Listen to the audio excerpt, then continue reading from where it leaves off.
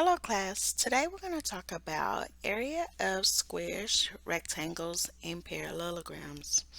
You will be able to determine the area of composite figures containing combinations of rectangles, squares, parallelograms, trapezoids, triangles, semicircles, and quarter circles.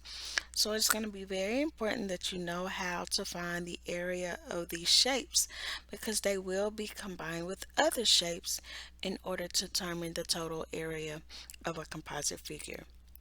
Please make sure you take notes. Please make sure you stay focused and pay attention to detail. Make sure you rewatch this video as many times as you need to understand the concept. And lastly, make sure you write down any questions that you may have that I can answer them in class for you and you will have just a better understanding. Let's get started.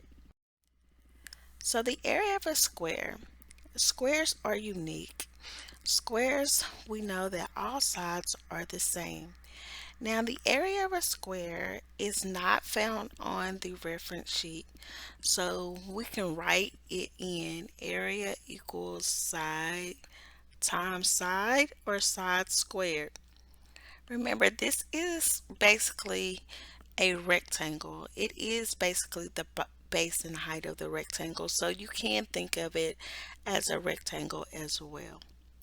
Remember, we must identify all of our variables, whether it's the side, the base, the height. Make sure we write down the area formula. Be sure to plug in our values, do the work, and provide the answer. Remember, area is of a square is equals side squared, and remember when a number is squared, it's times itself. So area equals side times side. Area of a rectangle. Remember, area of a rectangle equals base times height. Remember, area of a rectangle, it is found on your math reference sheets. So remember, we're going to identify our variables. Make sure we write down the area formula. Be sure to plug in our values, do the work, and then provide the answer. Last but not least, we're going to do area of parallelograms. Remember, a parallelogram also deals with base and height, and it is also found on your math reference sheet. Remember, we're going to do identify our formulas.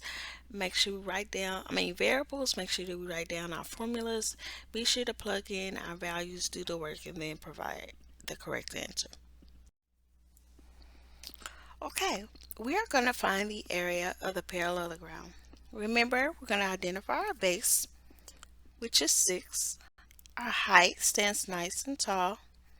Remember, we do not measure slants whenever we're dealing with area of parallelograms, squares, or rectangles. Remember, we're going to write down our formula. Area equals base times height. Our base is 6. Our height is 4. So 6 times 4, the area is going to be 24 square units.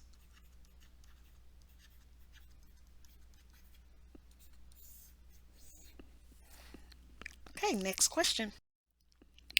Gabriel brought a dog crate shaped like a rectangular prism with the dimensions shown in the model. What is the area in square inches of the shaded floor of the dog crate?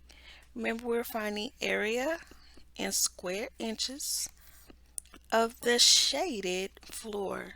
So let's look at this. Remember, we're looking at the shaded area. Remember, the shaded area is shaped like a rectangle. Therefore, we are dealing with a rectangular prism. The area of the base is a rectangle, so area equals base times height. Remember, we're not using 30. 30 is not on the shaded part of the rectangle. So we're going to do 36 times 24. We're going to multiply 36 times 24. 6 times 4 is 24. 3 times 4 is 12, plus 2 more is 14. Place value holder. 6 times 2 is 12. 3 times 2 is 6, plus 1 more is 7. 4, 6, and 8. So the area of the shaded floor on the dog crate is 864 square inches.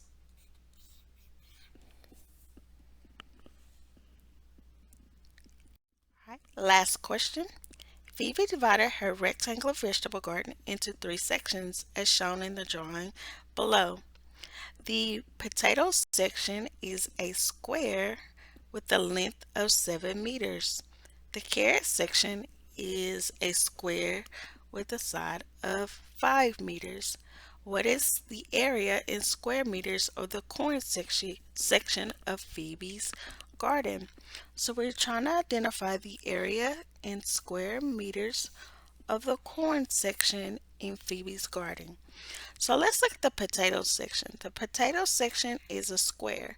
That means all sides are exactly the same length. So that means we're going to identify all of the sides, which is 7. Okay? The area of the carrot section is also a square with a side length of 5 meters. So we know that this is 5, this is 5, that is 5, that is 5. All sides are the same. Now, we know if this section is 5, is this 7? Of course not. So we're going to subtract to find the missing side length. So 7 minus 5 is going to give us the area of 2. So we're going to find the area of the corn section. So area equals base times height. So area equals 5 times 2 because we know it's a rectangle. So the area is 10 square meters. Hopefully guys this really helped. It was short, sweet, quick, and to the point. Make sure you rewatch this video as many times as you need to get a good understanding of squares, parallelograms, and rectangles. And I will see you guys in class. Peace out.